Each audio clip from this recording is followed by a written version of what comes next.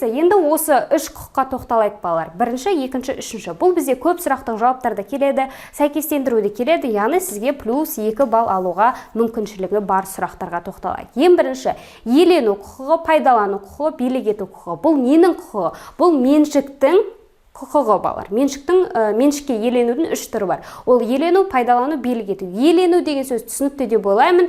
Меншікті мүлкіне деген шаруашылыққа үстемдік етеді. Яғни осы заттың иесі мен дегенді білдіреді. Пайдалану деген сөз ол мүлікті іске асырып пайдаға жарату.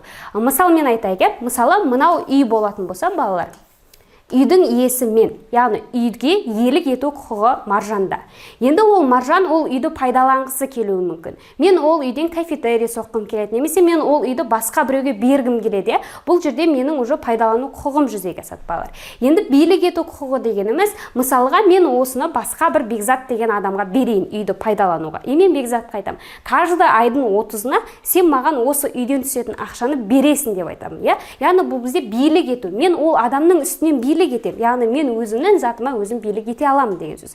Қарапайым тілмен түсінікті деп ойлаймын. Себебі бізде арендаға беру, бұл билік ету құқығы, немесе белгілі бір затты сатып жіберу, немесе өзім сол арқылы бизнес жасайтын болсам, бұл менде пайдалану құқығы деп аталады. Есімізде жиі сақтаймыз.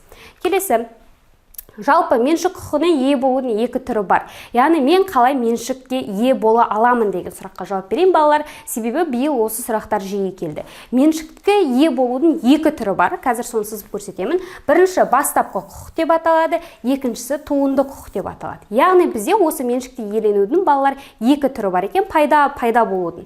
Біріншісі бастапқы құқық дегеніміз жаңа зат сатып аламын. Мысалы, мечтаға бар новый телефон сатып алатын болсам, бұл менде уже бастапқы құқық. Себебі маған дейін ешқандай иесі болмаған, хозяйны болмаған. Мен бірінші хозяйнымын. Енді бұл бізде бастапқы құқық. Туынды құқық дегеніміз, мысалға балалар, мен өзім досымнан машинасын сатып алатын болсам, немесе оның телефонын сатып алатын болсам, ол бізде туынды құқық. Яғни бұған дейін оның бір хозяйны болған деген сөз. Одан маған келіп жатқан заттар, бұл бізде туынды құқықты білдіреді. Немесе балалар, бізде тағы да осы бастапқы құқыққа бір мысал, ол бізде кейбір адамдардың жоғалып кеткен заттары болуы мүмкін, немесе біреудің үйінен тәркіленген заттарды біз аукционда сатамыз. Мысалға, бір какой-то парақор, жемқор болатын болса, мен оның үйінен телевизорын алып кетем, машинасын алып кетем, вилласын алып қоям да, сосын оны аукционға қоям, арзан бағаға, біз оны сатып аламыз. Яғни оның до этого болған иесін жойып жібереміз, біз жаңа ие қалыптастырамыз.